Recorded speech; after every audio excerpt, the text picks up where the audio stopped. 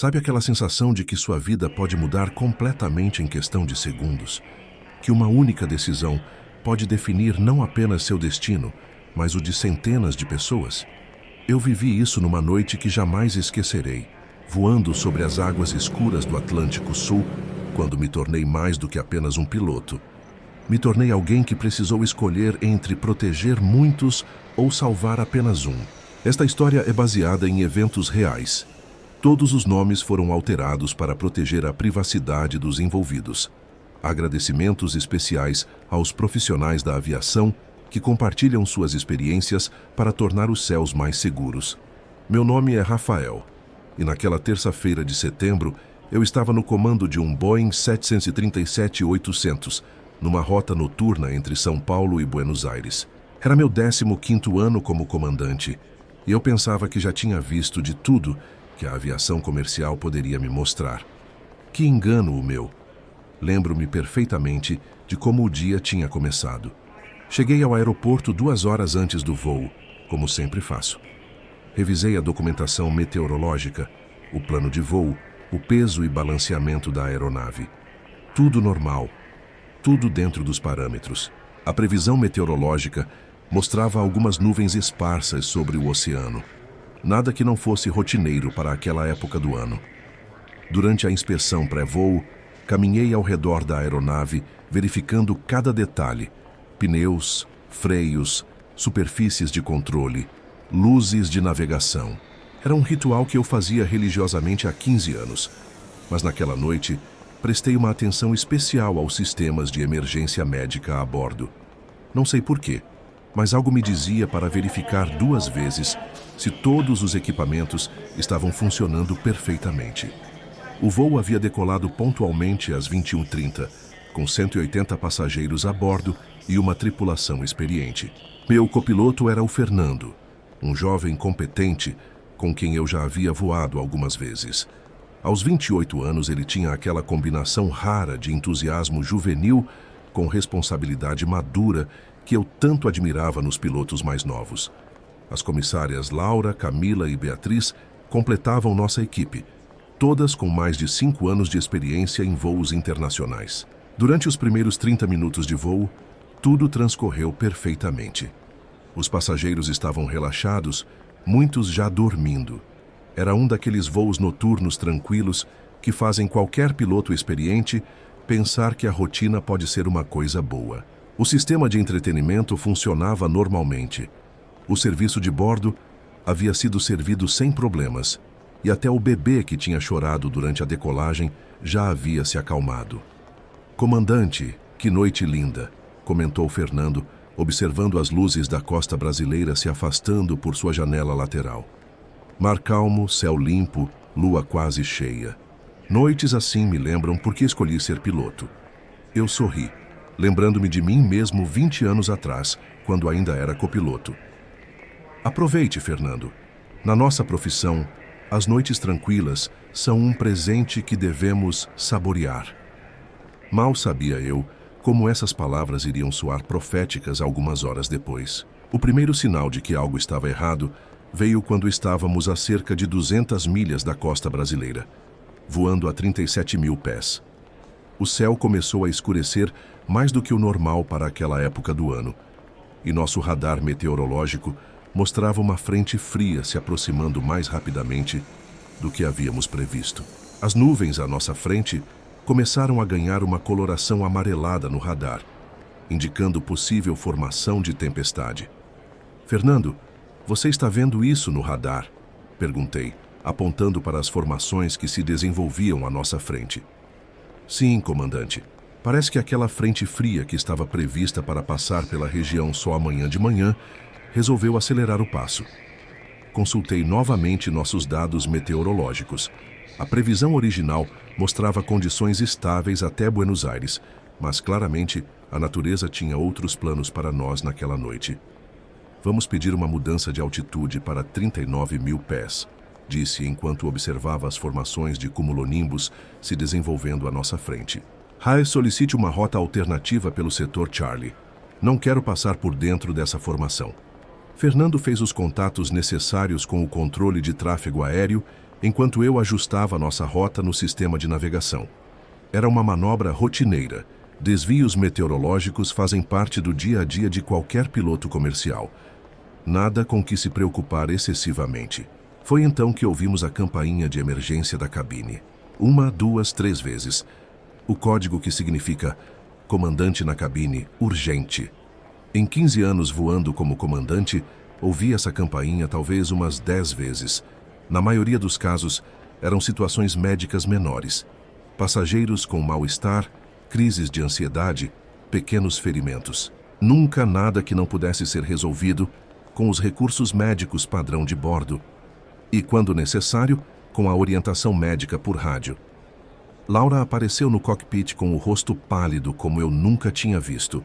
Ela que sempre mantinha a calma em qualquer situação, que eu já havia visto lidar com passageiros agressivos, turbulência severa e até mesmo tentativas de abertura de porta em voo, estava claramente abalada. Comandante, temos uma emergência médica grave. É uma criança, parece ser parada cardiorrespiratória. Senti meu estômago gelar. Em 15 anos de carreira, já havia lidado com algumas emergências médicas. Passageiros com infartos, crises epiléticas, partos prematuros, desmaios. Mas nunca com uma criança em estado crítico. E nunca sobre o oceano, longe de qualquer aeroporto próximo. Tem médico a bordo? Perguntei, já imaginando que a resposta não seria a que eu queria ouvir. Temos uma enfermeira e um estudante de medicina no 3º ano. Eles já estão atendendo, mas a situação é crítica, comandante. A criança, ela está muito mal. A voz da Laura tremia ligeiramente, e isso me disse tudo o que eu precisava saber sobre a gravidade da situação. Fernando, assume o comando. Mantenha nossa altitude e rota atual. Vou avaliar a situação na cabine. Deixei Fernando no comando e corri para a cabine. O que vi me marcou para sempre. No corredor central, próximo às fileiras do meio, estava uma menininha de não mais que 3 anos, completamente desacordada nos braços de uma mulher que chorava desesperadamente. Ao lado, um homem igualmente desesperado, claramente os pais da criança, segurava a mão da esposa e sussurrava palavras de conforto que soavam mais como uma oração. A enfermeira, uma senhora de uns 50 anos chamada Márcia, fazia manobras de ressuscitação cardiopulmonar, enquanto o estudante de medicina, João, tentava manter as vias aéreas desobstruídas com os recursos limitados que tínhamos a bordo. Outros passageiros formavam um círculo respeitoso ao redor da cena, alguns orando em silêncio, outros oferecendo ajuda de qualquer forma possível. O que mais me impressionou naquele momento foi o silêncio absoluto na cabine. 180 pessoas, e você podia ouvir apenas os sons dos equipamentos médicos e as instruções sussurradas entre Márcia e João. Era como se todos instintivamente entendessem a gravidade da situação. Como ela está? Perguntei baixinho para Márcia, ajoelhando-me ao lado dela. Comandante, a situação é muito crítica. Ela teve uma convulsão muito forte há cerca de 10 minutos e entrou em parada cardiorrespiratória logo depois. Conseguimos reverter uma vez com as manobras de ressuscitação, mas tornou a parar a 2 minutos. Estamos conseguindo manter algum ritmo cardíaco, mas é instável. Ela precisa de um hospital com UTI pediátrica e precisa rápido. Márcia falava com a autoridade de quem claramente tinha experiência. Depois soube que ela era enfermeira de UTI de um grande hospital de São Paulo há mais de 20 anos. Estava voltando de férias em Buenos Aires quando a emergência aconteceu. João, o estudante, levantou os olhos para mim com uma expressão que misturava determinação e medo. Comandante, estamos fazendo tudo o que podemos, mas nossos recursos são muito limitados aqui. Não temos medicações pediátricas adequadas. Não temos equipamentos de monitorização avançada. Cada minuto que passa, ele não precisou completar a frase. Eu entendi. Voltei correndo para o cockpit, minha mente trabalhando a 1000 por hora. Consultei nosso sistema de navegação. Estávamos exatamente no meio do caminho entre São Paulo e Buenos Aires, sobre o oceano. O aeroporto mais próximo era Montevidéu, no Uruguai, a aproximadamente 180 milhas náuticas de distância. Em condições normais, seriam cerca de 25 minutos de voo.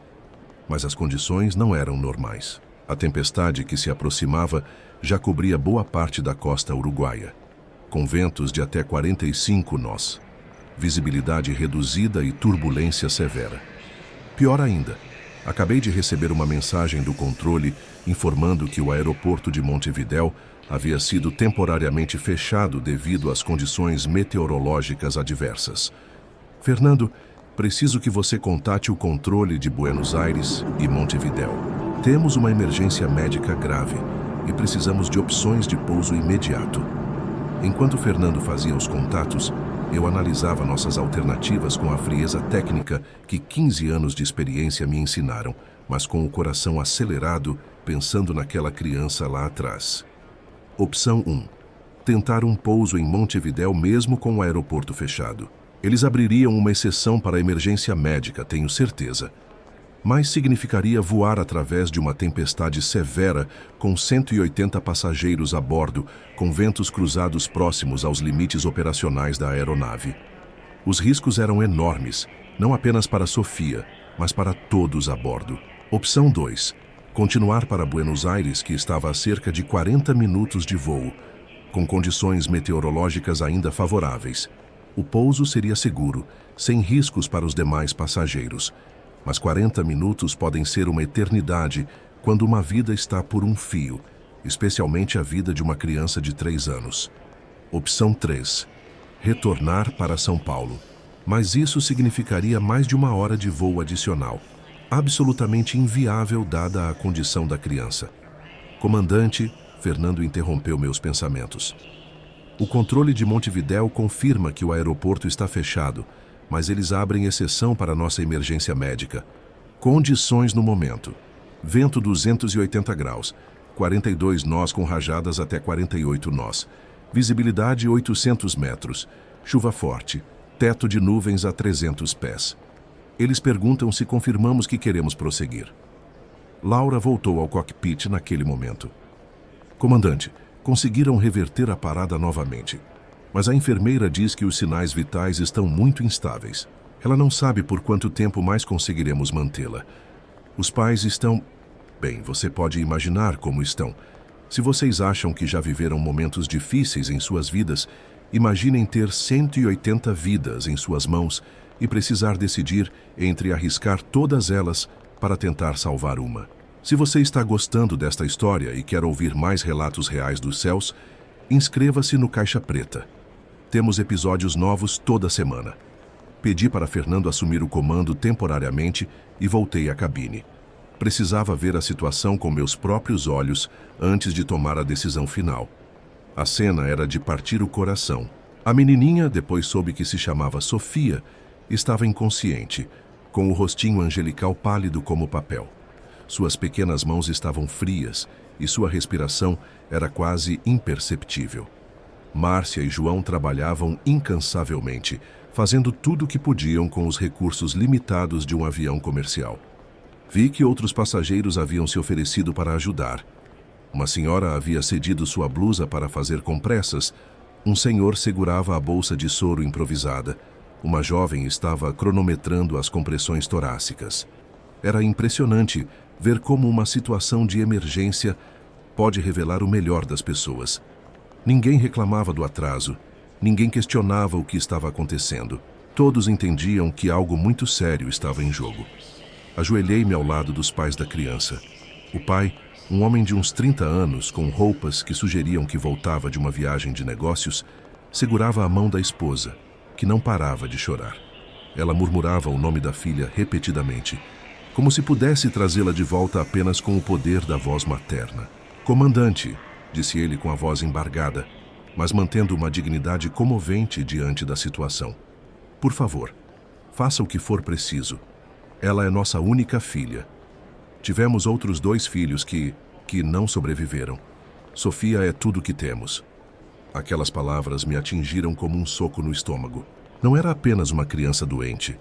Era a única filha sobrevivente de pais que já haviam perdido 2 filhos. A responsabilidade que senti naquele momento era indescritível. Naquele instante, olhando para aqueles pais desesperados e para aquela criança indefesa, não existiam mais 180 passageiros, não existia mais tempestade, Não existiam mais riscos calculados. Existia apenas Sofia, uma menininha que precisava desesperadamente de um hospital, e pais que já haviam sofrido perdas demais na vida. Márcia, disse baixinho, seja brutalmente honesta comigo. Quanto tempo ela tem? A enfermeira me olhou diretamente nos olhos. Comandante, em condições normais eu diria que ela precisa estar em uma UTI pediátrica em no máximo 20 minutos. Mas não são condições normais. Estamos fazendo milagres aqui com o que temos. João está se saindo melhor que muitos médicos formados que eu conheço. Se conseguirmos mantê-la estável, talvez aguentemos mais um pouco. Mas cada minuto que passa, suas chances diminuem. Voltei para o cockpit e peguei o microfone. Era hora de tomar a decisão mais difícil da minha carreira. Senhores passageiros, aqui é o comandante Rafael. Temos uma emergência médica grave a bordo, envolvendo uma criança, e vamos alterar nosso destino para Montevidéu, no Uruguai. Devido às condições meteorológicas adversas na região, o pouso pode ser significativamente turbulento. Por favor, mantenham-se em seus assentos com os cintos bem apertados e sigam todas as instruções da tripulação. Nossa equipe médica improvisada está fazendo um trabalho excepcional e faremos tudo o que estiver ao nosso alcance para chegar ao hospital o mais rápido possível. Agradeço a compreensão e a paciência de todos vocês. Nunca ouvi um avião tão silencioso quanto naquele momento após meu anúncio. 180 pessoas que entenderam instintivamente que estávamos todos juntos numa situação que era maior do que qualquer um de nós individualmente. Era como se toda a cabine tivesse se unido em uma oração silenciosa pela pequena Sofia. Contactei o controle de Montevidéu. Torre de Montevidéu, aqui voo com emergência médica. Criança de 3 anos em parada cardiorrespiratória recorrente.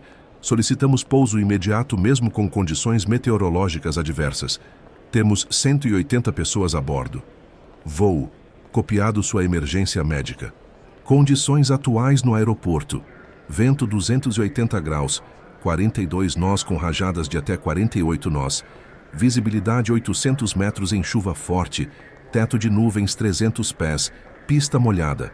Confirma que deseja prosseguir com essas condições? Respirei fundo. Eram condições no limite do operacional, próximas aos mínimos meteorológicos do aeroporto. Ventos cruzados de quase 50 nós exigiriam uma técnica de pouso perfeita. A visibilidade reduzida tornaria a aproximação extremamente desafiadora, mas era nossa única chance. Afirmativo, torre. Declaramos emergência médica, solicitamos bombeiros, ambulância e equipe médica pediátrica em prontidão. ETA, aproximado 23 minutos. Copiado, voo. Bombeiros e ambulância já alertados. Equipe médica do hospital será despachada diretamente para o aeroporto. Vocês terão prioridade absoluta para pouso na pista 06. Boa sorte. Começamos a descida para Montevidéu enquanto a tempestade se intensificava ao nosso redor. A partir de 20 mil pés, já podíamos ver os primeiros raios cortando o céu à nossa frente. O radar meteorológico mostrava células de tempestade severa diretamente sobre o aeroporto. Fernando, vou configurar a aeronave para pouso em condições adversas. Vamos usar os flaps em configuração 40 para maior controle em baixa velocidade. E vou manter uma velocidade ligeiramente acima do normal para compensar os ventos cruzados. Entendido, comandante. Sistemas de pouso verificados, luzes de emergência em stand-by, freios e reversores testados. Aos 15 mil pés, a turbulência começou a ficar severa. O avião balançava de forma assustadora, subindo e descendo centenas de pés em questão de segundos. Pela comunicação interna, Laura me informava que conseguiam manter Sofia estável, mas estava ficando cada vez mais difícil com a aeronave se movimentando tanto. Comandante, veio a voz de Márcia pelo interfone da cabine. Está muito difícil manter as manobras de ressuscitação com essa turbulência. Precisa ficar mais estável? Márcia, infelizmente vai piorar antes de melhorar. Estamos descendo através da tempestade e a turbulência é inevitável. Vocês conseguem se segurar mais alguns minutos? Vamos conseguir, comandante. Mas, por favor, o mais rápido possível. Aos 10 mil pés, tive que solicitar uma descida direta para evitar as células mais intensas da tempestade. O controle nos autorizou uma aproximação não padrão, mais íngreme que o normal, para minimizar o tempo exposto às condições adversas. Fernando, vou assumir o controle manual para o pouso. Monitore nossos instrumentos e me avise qualquer anormalidade. Se eu gritar "Go around", você imediatamente aplica potência máxima, entendido? Entendido, comandante. Todos os sistemas monitorados. Aos 5.000 pés, já podíamos ver os raios cortando o céu ao nosso redor com uma intensidade assustadora.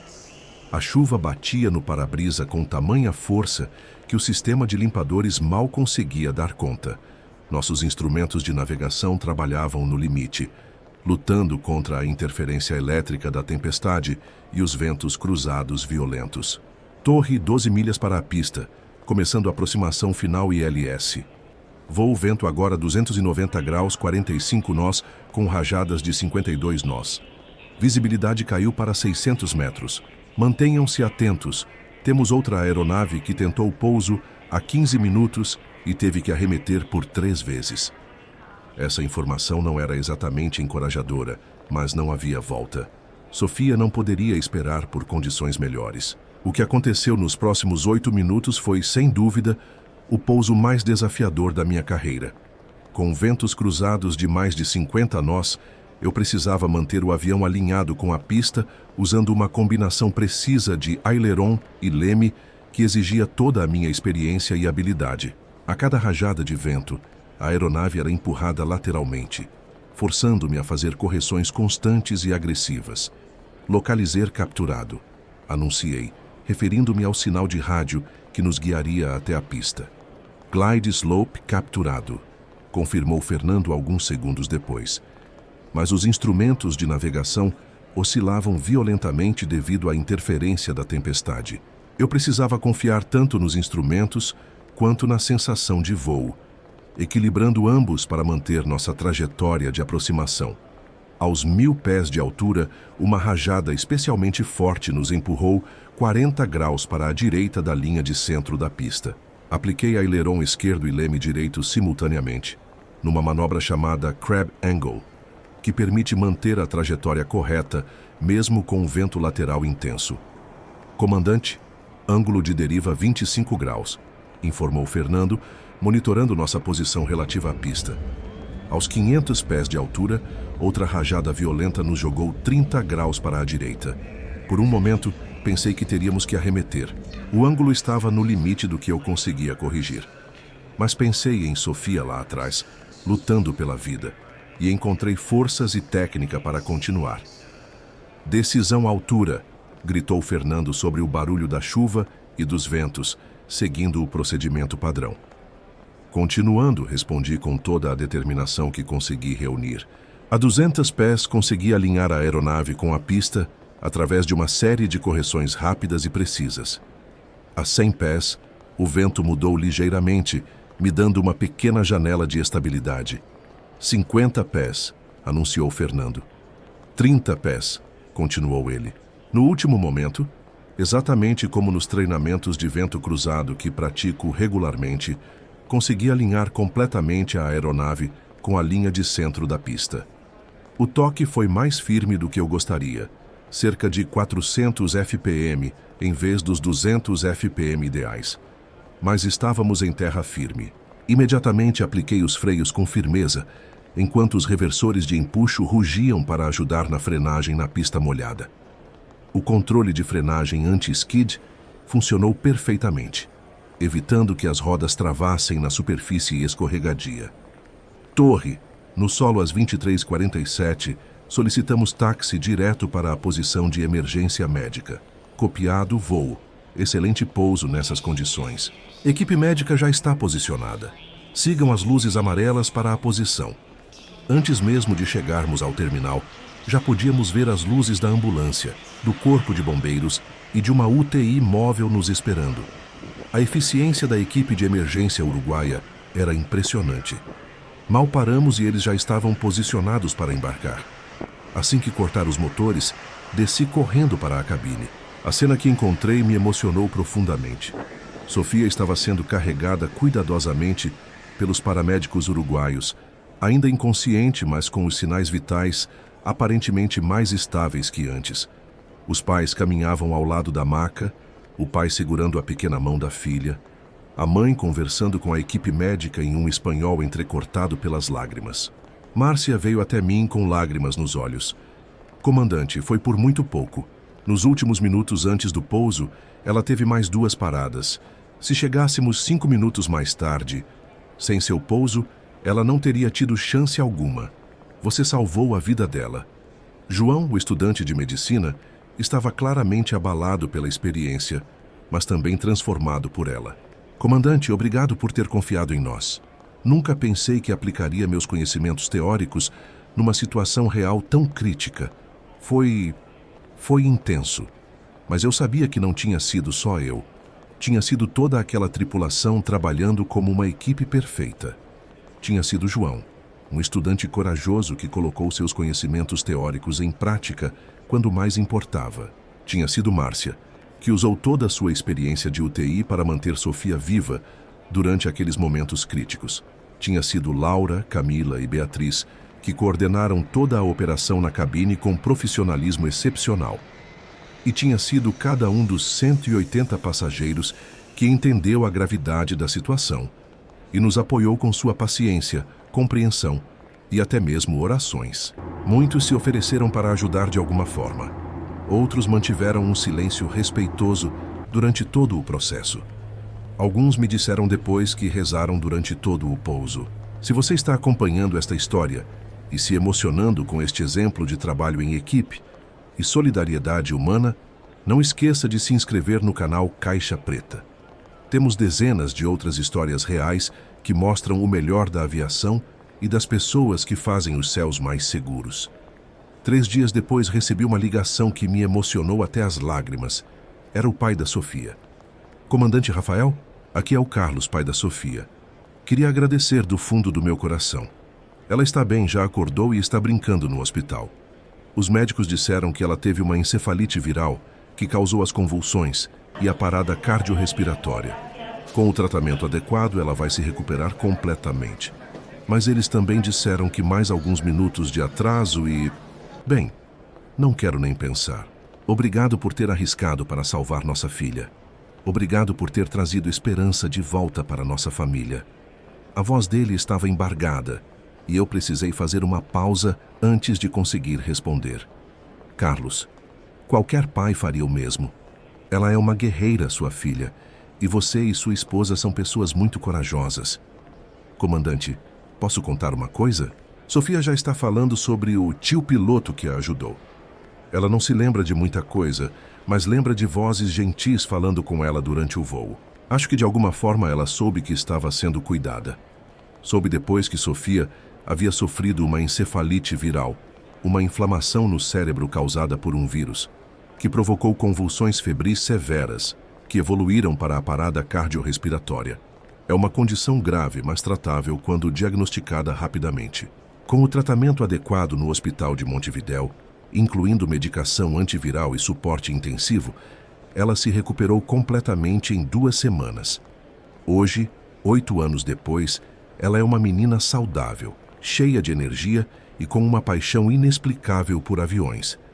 Seus pais me mandam fotos dela de tempos em tempos, sempre sorrindo, sempre cheia de vida. Na última foto que recebi, ela estava usando um uniforme de piloto em uma festa de Halloween na escola. Aquela noite me ensinou que, às vezes, heroísmo não é sobre fazer algo extraordinário ou espetacular. É sobre fazer a coisa certa quando todas as opções são difíceis. É sobre usar sua experiência, sua equipe, sua técnica e, sim, assumir riscos calculados quando uma vida está em jogo. É sobre lembrar que por trás de cada passageiro há uma família, uma história, sonhos e pessoas que os amam. Nos meses seguintes ao incidente, recebi várias mensagens de passageiros que estavam naquele voo. Muitos disseram que foi uma das experiências mais marcantes de suas vidas. Não pela turbulência ou pelo medo do pouso em condições adversas, mas por terem sido parte de algo maior. Por terem visto como pessoas completamente desconhecidas podem se unir em um momento de crise. Como a compaixão pode superar o medo, como cada pessoa pode contribuir para salvar uma vida. Uma senhora me escreveu: Comandante, eu estava voltando de Buenos Aires depois de visitar minha filha. Tenho medo de voar. Sempre fico nervosa. Mas naquela noite, vendo todos nós unidos para ajudar aquela família, esqueci completamente do meu medo. Aprendi que às vezes nossas pequenas preocupações desaparecem quando nos lembramos do que realmente importa na vida. Um empresário que estava no voo disse: "Naquela noite mudou minha perspectiva sobre muitas coisas. Eu estava voltando de uma reunião de negócios frustrada, reclamando mentalmente de contratos que não fecharam.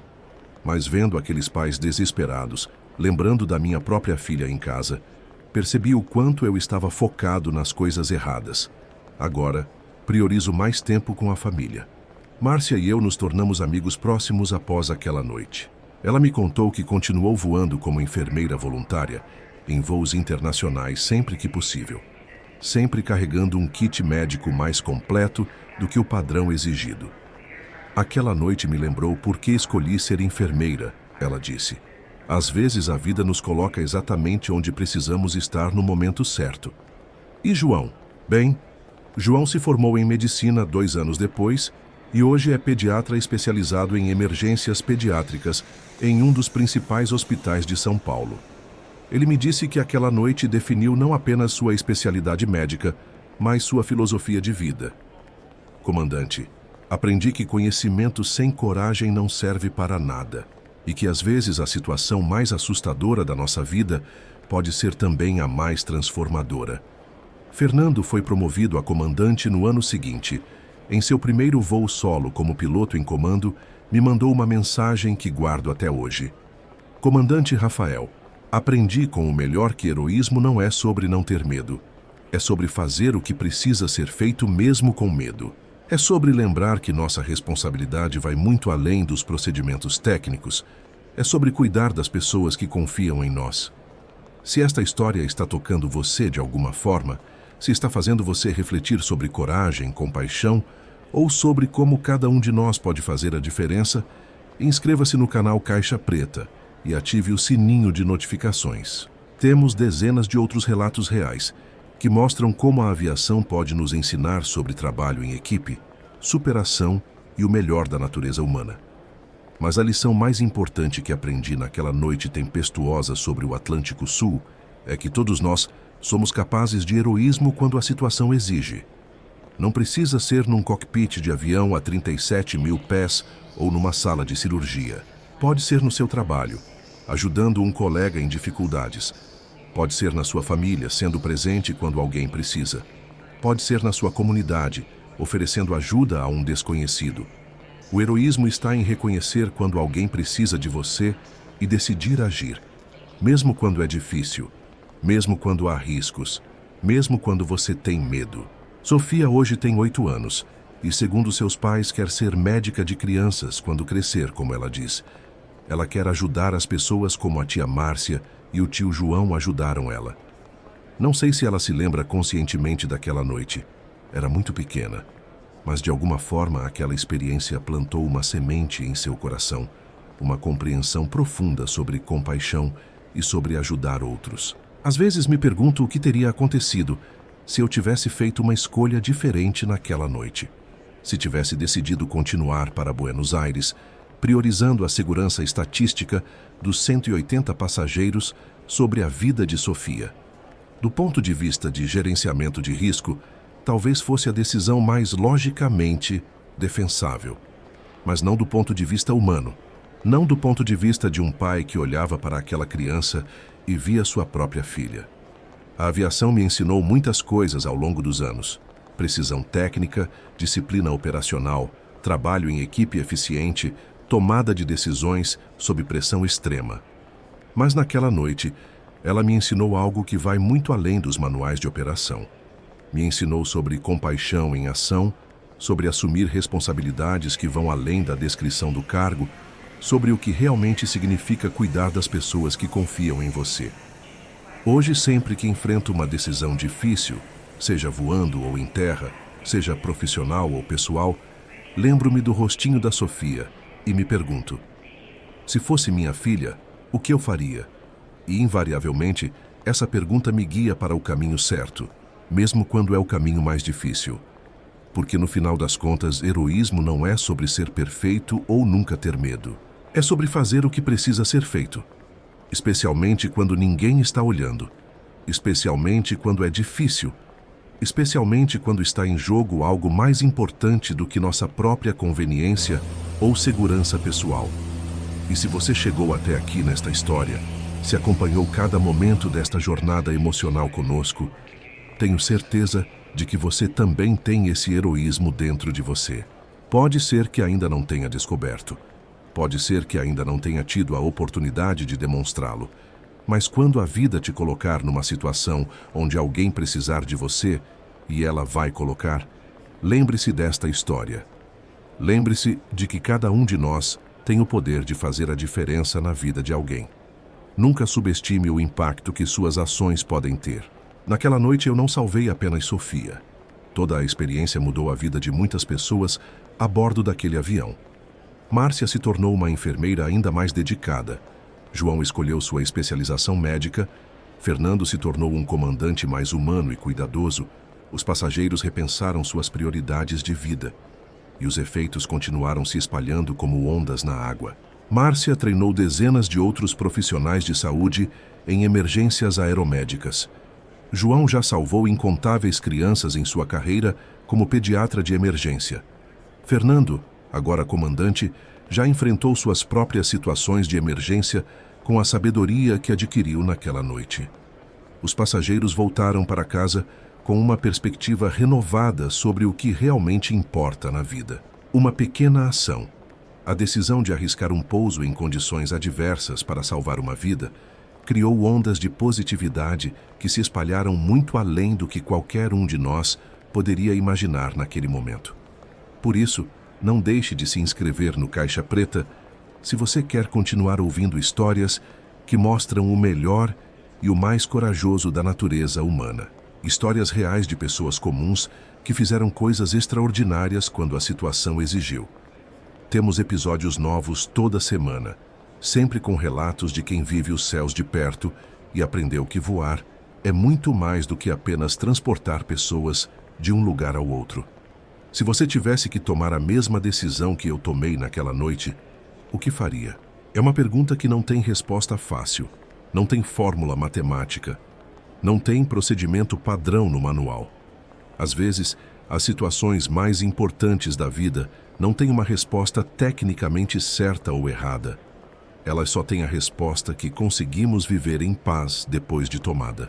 E eu posso dormir tranquilo todas as noites sabendo que, naquela noite tempestuosa sobre o Atlântico Sul, quando a vida me colocou diante da escolha entre a segurança de muitos e a vida de uma, eu escolhi a vida. Escolhi a esperança. Escolhi acreditar que vale a pena arriscar quando o que está em jogo é mais importante que nossos próprios medos. Sofia está crescendo forte e saudável, cheia de sonhos e possibilidades. Seus pais me mandam atualizações regulares, sempre agradecendo, sempre lembrando daquela noite que mudou suas vidas. E eu sempre respondo a mesma coisa: não me agradeçam. Agradeçam a vida por ter colocado todas as pessoas certas no lugar certo na hora certa. Agradeçam a compaixão humana, que fez com que dezenas de desconhecidos se unissem para salvar uma vida. Agradeçam ao amor que move o mundo e que nos lembra sempre do que realmente importa.